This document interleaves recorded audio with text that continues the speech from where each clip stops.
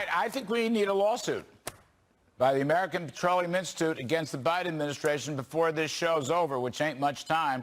Mike Sommers, president of the American Petroleum Institute. Mike, you know this. The tax cut bill of 2017 mandated 2 lease sales in Anwar. And the Bidens now, by executive order, are trying to erase a congressional law. You can't do that, according to the Supreme Court. What do you say? That is exactly right, Larry. This was authorized under the Tax Cuts and Jobs Act. This was one of the pay-fors actually producing in the Alaska National Wildlife Refuge. This is an absolutely outrageous decision. It sacrifices American energy independence to the environmental left. What we need to do right now is make sure that they're held accountable for this. API has actually already filed a lawsuit against another decision that they made a couple of weeks ago to cut off access to the Gulf of Mexico as well. Yeah. Where they took 6 million acres off the board in the Gulf of Mexico.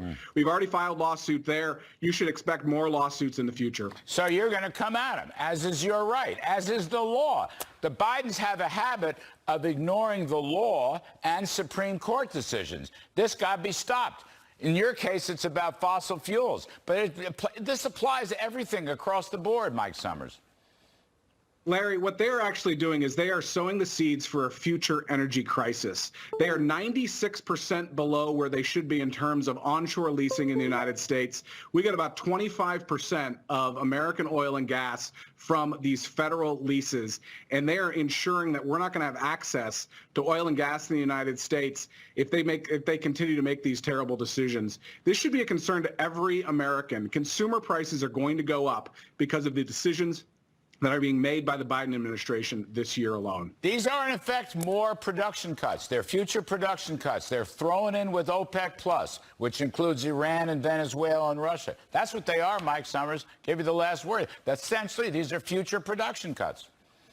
That's exactly what this is. They're cutting off access in the Gulf of Mexico. They're cutting off access onshore in places like the Permian Basin, and they're doing it in Alaska too. And the worst part is that the state of Alaska is one of the most supportive states for this kind of production. Alaskan natives, the unions in Alaska, Republicans and Democrats have united behind producing more in the last frontier, not less. I was just there last week. I can attest to the fact that Alaskans want this production. Mike Sommers, thank you, buddy. Well said.